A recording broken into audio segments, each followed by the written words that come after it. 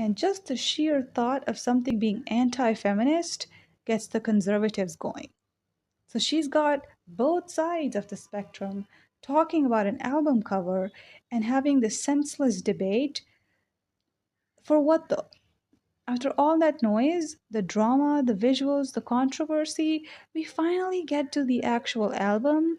And what is it? A glorified dump of B-sides that didn't make it onto short and sweet. And honestly, that's exactly where they belonged. Short and sweet was successful because it was just fun, okay? It gave us fun songs that not only dominated the algorithm but played perfectly onto the idea of a fun girly summer.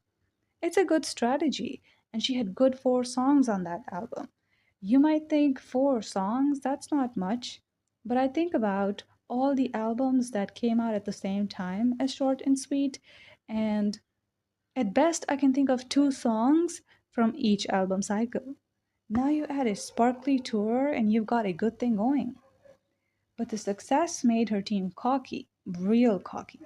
They definitely got ahead of themselves because they threw quality control out the window, slapped a thematic jacket onto a bunch of half baked tracks, and called it an album. Man's best friend has no cohesion, it has no spine, and it definitely has no bite. In fact, I think that Man Child on its own is relatively good. The visuals were powerful.